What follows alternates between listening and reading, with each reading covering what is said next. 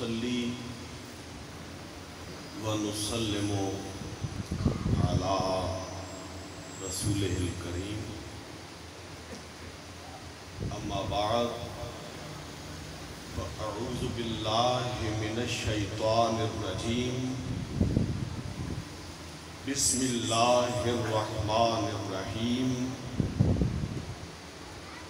والذين آمنوا واتبعتهم ذريتهم بإيمان ألحقنا بهم ذريتهم وما ألتناهم من عملهم من شيء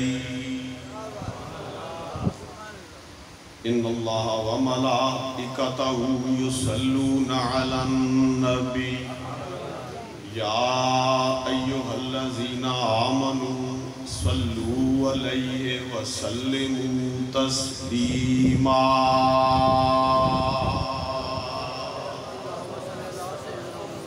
اللهم صل على سيدنا محمد وعلى آل سيدنا محمد وبارك وسلم الصلاة والسلام عليك يا رسول الله وعلى آلك وصحابك يا حبيب الله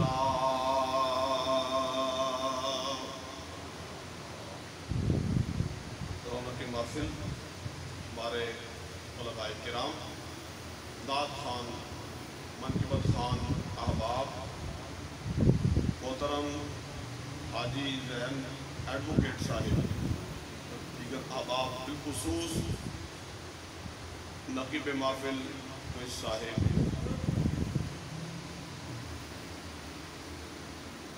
اللہ تعالیٰ کے فضل سے ہم آج آل رسول کے دربار میں آل رسول کی بارگاہ میں کلہائے عقیدت پیش کرنے کے لیے جمع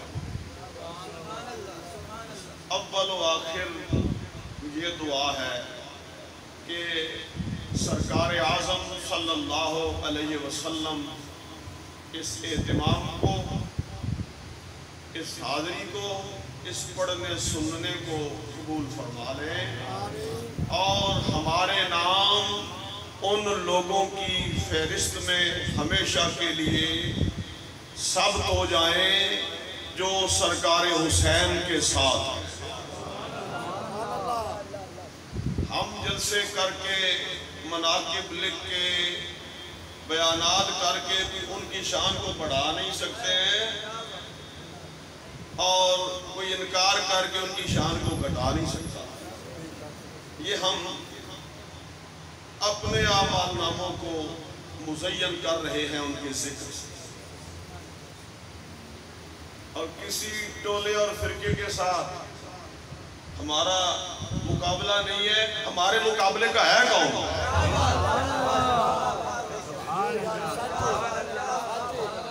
یہ مقابلے میں رکھا ہے، ہمارے مقابلے کا ہے کون؟ بندہ پروردگارم امت احمد نبی دوستار چار یارم تابع اولاد علی مذہب حنفیہ دارم ملت حضرت خلیل خاک پائے غوث اعظم زیر سایہ ہر علی۔ کہتے ہیں مقابلے میں جلسہ، مقابلے کا ہے کون؟ کوئی نبی کا گستاخ اور بے ادب، کوئی صحابہ کا گستاخ اور بے ادب، کوئی آل کا گستاخ اور بے ادب، کوئی ائمہ کا منکر اور بے ادب، کوئی اولیاء کا منکر اور بے ادب۔ اور بے ادبوں کا ادب والے کے ساتھ مقابلہ کیا ہے؟ ہم منطق کی دنیا میں بات کریں، لاجک کے ساتھ بات کریں، ادب اور بے ادب، ایک طرف ادب والے اور دوسری طرف بے ادب، بے ادبوں کا ادب والوں کے ساتھ موازنہ کیسا؟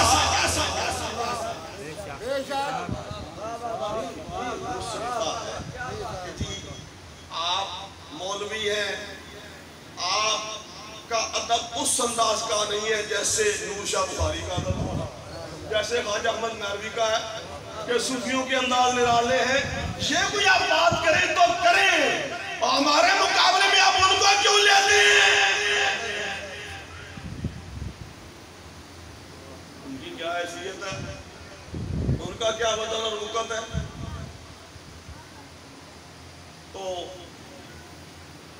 معز سے بڑی ہی محنت کے ساتھ صحیح معنی میں دل کی گہرائیوں سے اس کو داد دے رہا ہوں، جتنی یہ محنت کر رہا ہے، لوگ تو نخرے کرتے ہیں، جب تک مجمع جم نہ جائے بات کرنا اپنی شان کے خلاف سمجھتے ہیں۔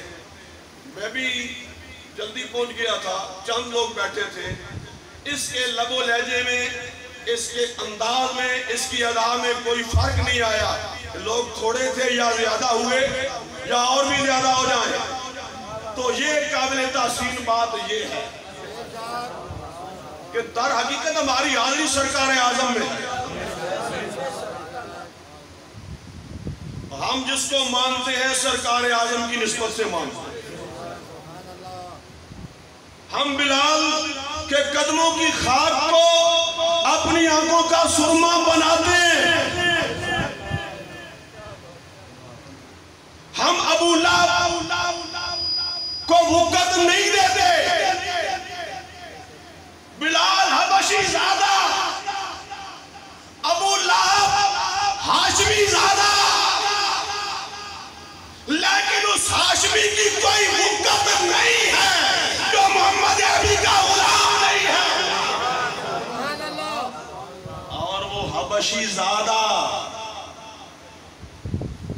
دنیا کی دولت اس کے پاس نہیں ہے، خاندانی شرافت، یہ تکبر، یہ اس کے پاس نہیں ہے، خاندانی اور نسب کی بڑائی یہ اس کے پاس نہیں ہے۔ دنیا جس شے پہ فخر کرتی ہے وہ بلال کے پاس نہیں ہے، لیکن بلال کے پاس ایسی دولت ہے جس کے آگے ساری دولتیں ہیں۔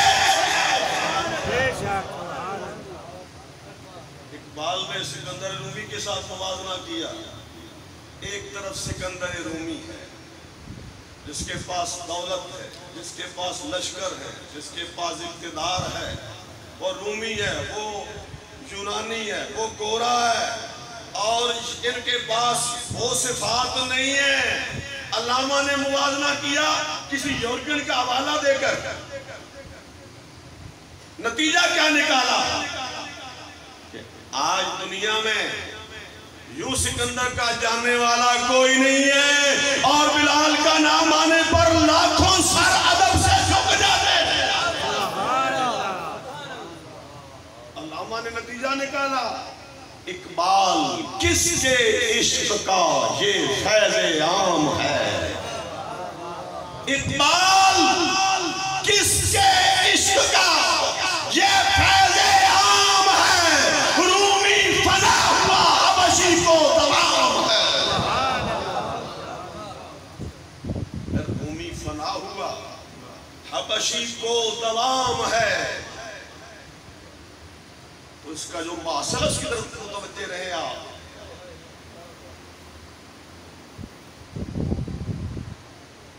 عزت اس کی ہے جو رسول اللہ کا غلام ہے، جس کا سر حضور کے قدموں پہ جھکا ہوا ہے، عزت بس اسی کی ہے۔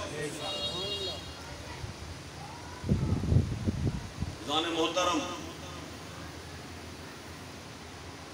یہ سالانہ محفل ہے، ہر سال میں اور آپ یہاں حاضری پیش کرتے ہیں۔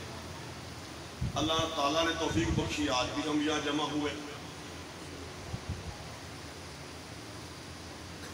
اس سال کی جو فضا ہے ذرا مختلف ہے، آپ متوجہ رہیں۔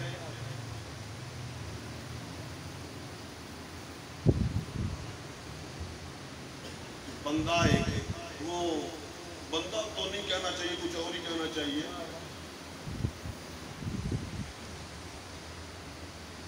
کیونکہ آوازیں بھی پہچان ہوتی ہیں۔ آپ گلی سے بکری میں بھی آئے تو آپ پہچان لیتے ہیں کہ بکری جا رہی ہے، جو بھونکنے کی آواز ہے تو آپ جان لیتے ہیں کتا بھونک رہا ہے، تو اس سے تعین ہو جاتا ہے کہ وہ کون ہے۔ صدیق اکبر رضی اللہ تعالیٰ عنہ کی ذات اس امت میں متنازع ذات نہیں ہے۔ اسلام میں ابوبکر صدیق متنازع نہیں ہے۔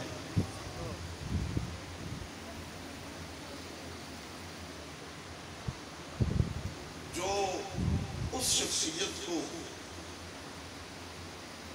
آنکتا ہے وہ وہی ہو سکتا ہے۔ تو اس لیے میں نے جو بندہ کا لفظ بولا میں اس کی وضاحت کر رہا ہوں کہ بندہ میں نے کہا یہ خطا ہے۔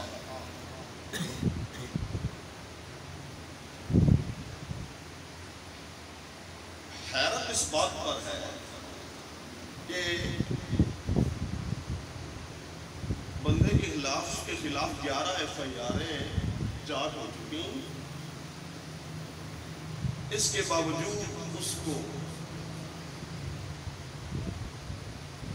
دارالحکومت میں خطاب کا موقع مل گیا، پابندیوں کے باوجود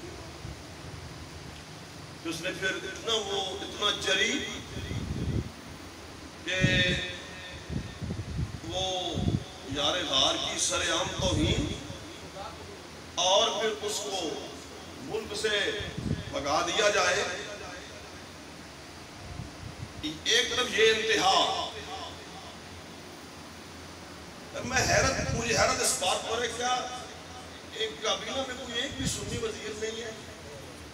میری گفتگو بالکل غیر سیاسی، کسی میں پارٹی سے میری جو حزب اختلاف ہے ان میں کوئی ایسا نہیں ہے جو اس مسئلے پہ بولے۔ ایک فقہی مسئلہ سنی عالم نے بیان کیا، اسمبلیوں میں قراردادیں اس کی مذمت کی، اس پر لعنتیں کی گئیں، جو الفاظ نہیں گئے منسوخ کر کے FIR چاپ کی گئیں، جیل میں ڈالا گیا، ضمانت نہیں لی جا رہی، اور دوسری طرف یہ ظلم اور زیادتیاں۔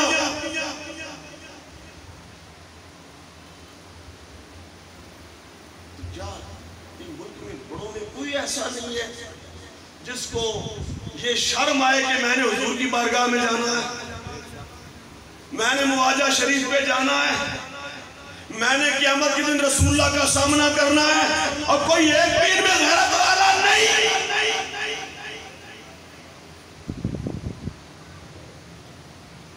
میں پہلے بھی اپنے علماء کی خدمت میں ایک عرض کر رہا تھا، آج میں وہ بات پھر دہرانا چاہتا ہوں۔ یہاں میرا طریقہ نہیں ہے ویسے، خاص طور پر میں نے ذہن صاحب کو یہاں ویلکم کہا ہے تو کیوں؟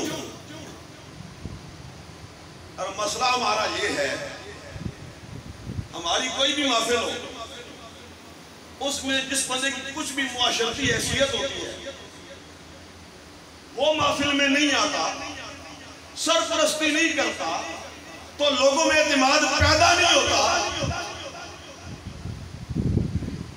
ایسا کیوں؟ آپ کیوں نہیں انہیں مجبور کرتے؟ لوگ تھوڑا سنے، مجمع تھوڑا ہو، کوئی پرواہ نہیں، وہ ایسے دو چار ان کو لاؤ، ان کے ہم ذہن صاف کریں، ان کے ذہنوں کو زیادہ صاف کرنے کی ضرورت ہے۔ آپ پاکستان کی تاریخ پڑھیں، اس میں اہل سنت و جماعت کا کردار دیکھ لیں کیا رہا ہے اور کیسا ہے۔ باری اکثریت، میں نے تو ایک ریسرچ پڑھی ہے 92% اہل سنت۔ ایسا کیوں؟ اس میں کیا ہماری کوئی کوتاہی تو نہیں؟ غور یہ کریں آپ، یہ بات کر کے میں فضائل کی طرف آ رہا ہوں، آپ تسلی رکھیں۔ لیکن حسین کا پیغام تو ہم نے دینا ہے نا، پیغام حسین کانفرنس جو نام ہے، حسین کا پیغام کیا ہے؟ ظالموں کے آگے ڈٹ جاؤ، یہ پیغام ہے نا، کہ ظالموں کے آگے لیٹ جاؤ۔ حسین کا پیغام تو یہ ہے کہ ظلم کے آگے ڈٹ جاؤ۔ حسین کا پیغام حسینی میں پیش کر رہا ہوں۔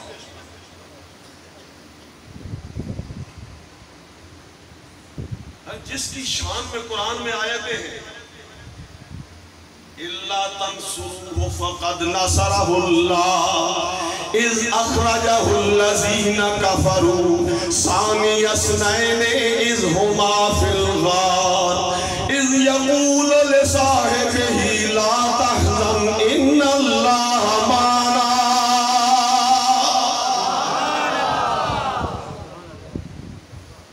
وَالسَّابِقُونَ الْأَوَّلُونَ من المهاجرين والأنصار والذين اتبعوهم بإحسان رضي الله عنهم ورضوا عنه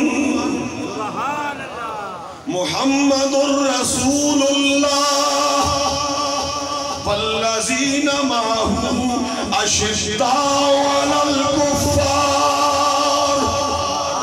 رحماء بينهم تراهم ركعا سجدا يبتغون فضلا من الله ورضوانا۔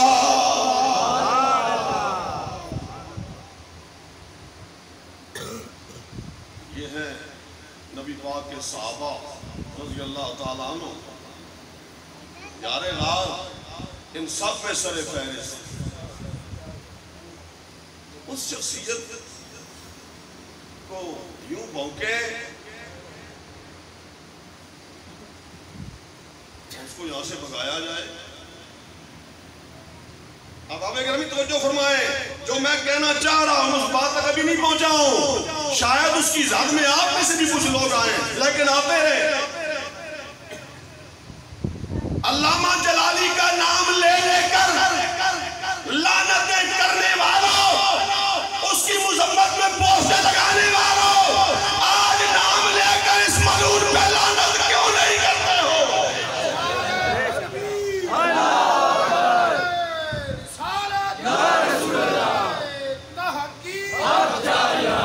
صداقت کے تاجدار جناب سیدنا صدیق اکبر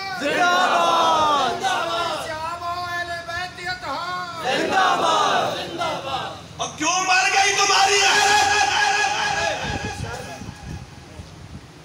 عائشہ پاک کی توہینیں، حفصہ پاک کی گستاخیاں، اور ساری دنیا جس کے عادل کو سلام عقیدت پیش کرے اس عمر بن خطاب کی گستاخیاں۔ ایسے گستاخوں کی باری آتی ہے،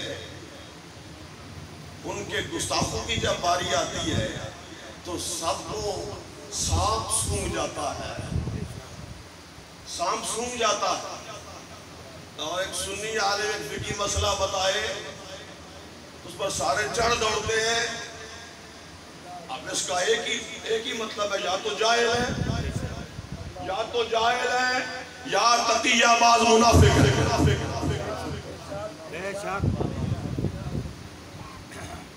یا تو جاہل ہے، پتہ ہی نہیں ہے، اور اگر یہ سب کچھ دیکھ لے اور پھر اسی انداز میں اس سے کہیں زیادہ مذمت ہونی چاہیے تو وہ تو فقہی مسئلہ ہے، وہ اصول عقائد کے مسائل میں سے ہے۔ علامہ جلالی آل اکبر کا ادب ڈاؤن، فاطمہ زہرا کے در کا گدا، آل رسول کے قصیدے پڑھنے والا، امام محمد رضا بریلوی کا فقیر، کون سے بڑا کون ہے آل کو ماننے والا؟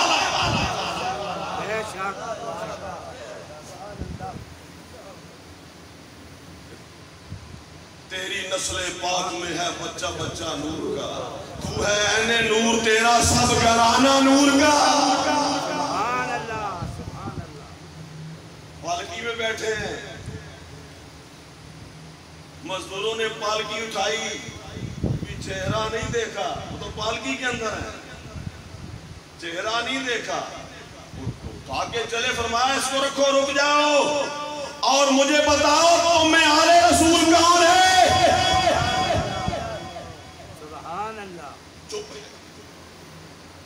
چپ فرمایا بتاؤ ورنہ میں خود بتا سکتا ہوں کہ کون ہے۔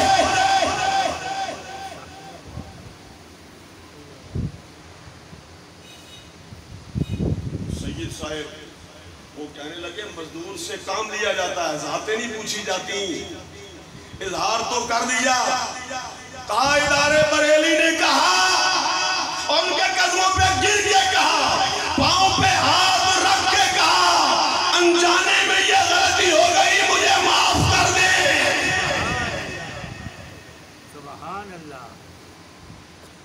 وہ شرمندہ ہو رہے، وہ عالم اسلام کا سب سے بڑا مفتی، وقت کا سب سے بڑا شیخ الحدیث، اور وہ میرے پاؤں پہ ہاتھ رکھے ہوئے وہ خود معذرت کر رہے ہیں کہ مجھے معاف کر دیں۔ نہیں میں میری کیا حیثیت ہے؟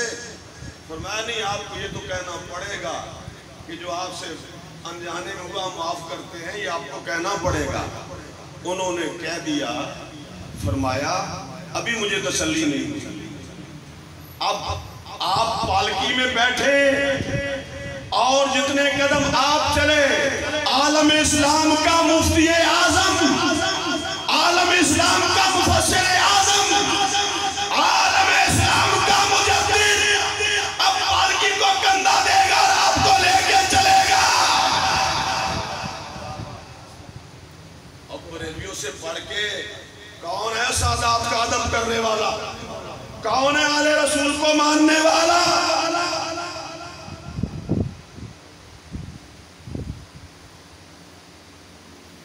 اس فکر کے ترجمان ہیں علامہ آصف جلالی۔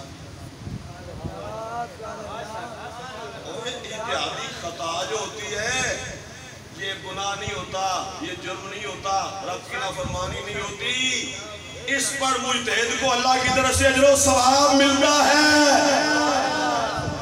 اور ہمارے عقائد کی کتابوں میں یہ بات لکھی ہوئی ہے۔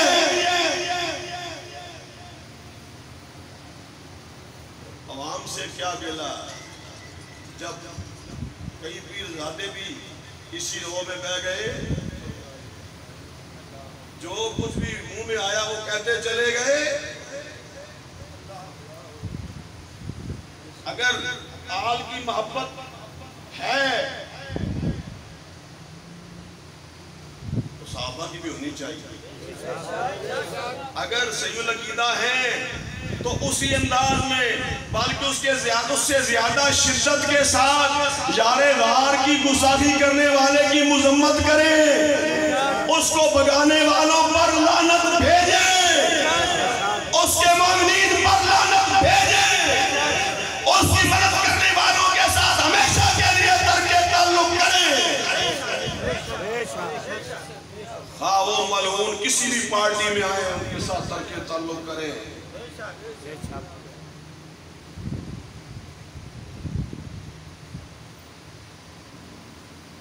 پیغام حسین سرکار کا پیغام کیا ہے؟ میں مسئلہ اب سمجھا دوں، پھر میں خالص مناقے پہ آ جاتا ہوں۔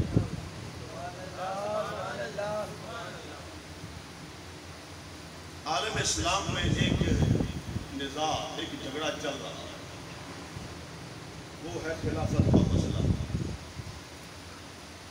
خلافت کا مسئلہ ہے، کوئی وہ دین کے منکر ہیں، تو کوئی امیر معاویہ رضی اللہ تعالیٰ عنہ پر تبرئ کر رہے ہیں کہ یہ مسئلہ سرکار حسین سے، سرکار حسن سے پوچھ لیتے ہیں۔ سبحان اللہ۔ آپ ایک سوال یاد کر لیں، جواب تو آپ کے ذہن میں، سوال آپ یاد کر لیں، جب آپ کو کوئی گھیرے نہ گمراہ کرنے کے لیے آپ یہ سوال پوٹ کر سکتے ہیں۔ سبحان اللہ۔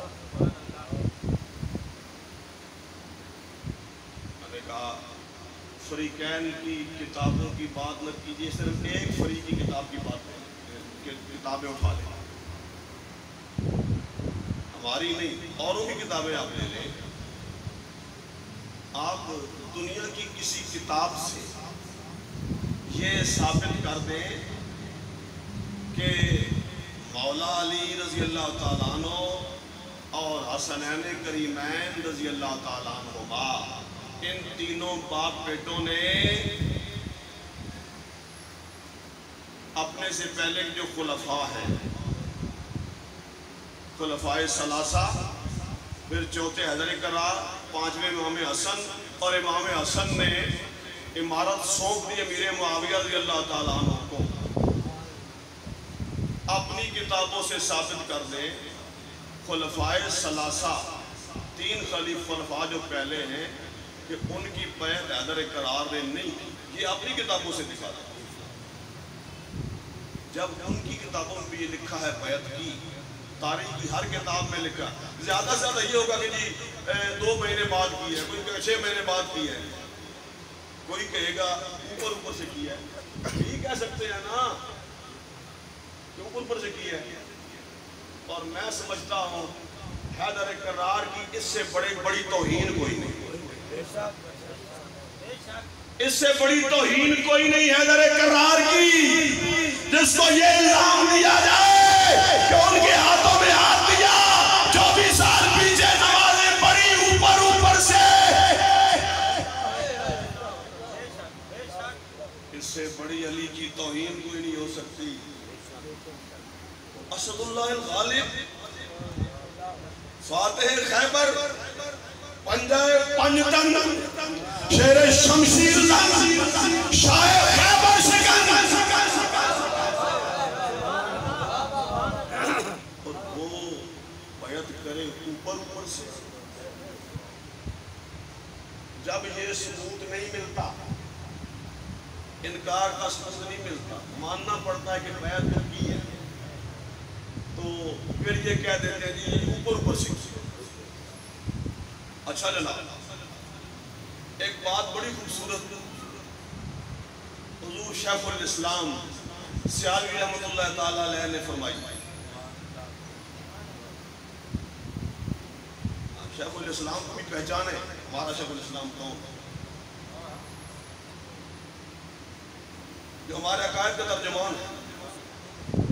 ہم جس کے پیچھے شیخ الاسلام سیالوی رحمۃ اللہ تعالیٰ علیہ، انگریزی دور میں انگریزوں نے شیخ الاسلام کا خطاب دیا، پیر قمر سیالوی نے قبول نہیں کیا، تو پھر حضور کے غلاموں نے شیخ الاسلام کا نام پکا کر لیا، ادھر سے قبول نہیں کیا ہے، تو پھر مدینہ والی سرکار کے غلام ہیں شیخ الاسلام کو۔ شیخ الاسلام نے کیا خوبصورت بات لکھی ہے، وہ صوفی ہیں، امت کے خیر خواہ ہیں۔ وہ فرماتے ہیں کہ جس انداز میں، چلو تمہارے خیال میں حیدر کرار نے ایسے نہیں ایسے مانا ہے، چلو جس انداز میں حیدر کرار نے مانا ہے تم بھی اسی انداز میں مان لو، کم از کم ملک میں یہ فساد تو تباہ نہ ہو نا۔ اب مفروضے بنا لیے، دلائل گھڑ لیے کہ جی حضور نے منع کر دیا تھا، کوئی فساد نہیں بپا کرنا، خلافت چھن جائے گی، تم نے خاموش رہنا ہے۔ تو قرآن پاک میں نعوذ باللہ نعوذ باللہ نعوذ باللہ، نقل کفر نباشت، قرآن پاک میں ہیرا پھیری کی جائے گی پھر بھی چپ رہنا، سنت رسول کو بگاڑا جائے گا پھر بھی چپ رہنا، رسول کی بیٹی کو دھکے مارے جائیں پھر بھی چپ رہنا، اور جہادوں کا نبی ایسی تعلیم دے سکتا ہے، نبی الملحمہ، جہادوں کا نبی،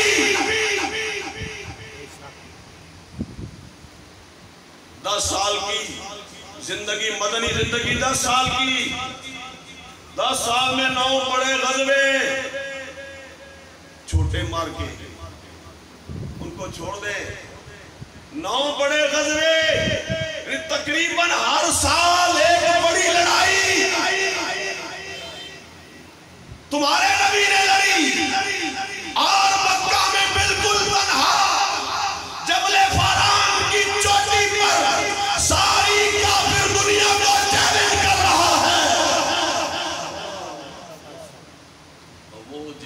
کا نبی، وہ صاحب السیف، وہ صاحب القذیب، وہ عصا والا، وہ تلوار والا، وہ جہادوں والا، وہ ہجرتوں والا،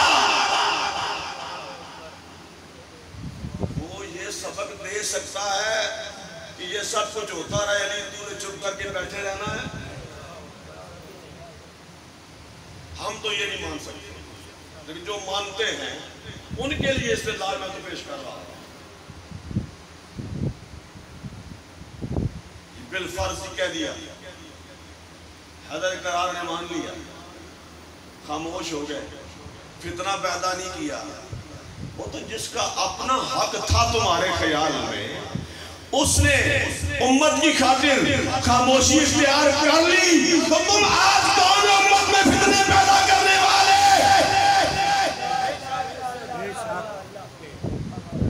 وہ نظر انصاف اس پہ غور کرو، جس کا حق تھا اس نے خاموشی اختیار کر لی۔ صرف خاموشی نہیں، وہ تو مددگار اور معاون اور مشیر بن کے رہے اور عزت کے ساتھ رہے۔ عمر بن خطاب نے فرمایا جب تک علی مسجد میں ہے کسی اور کو فتویٰ دینے کی اجازت نہیں ہے۔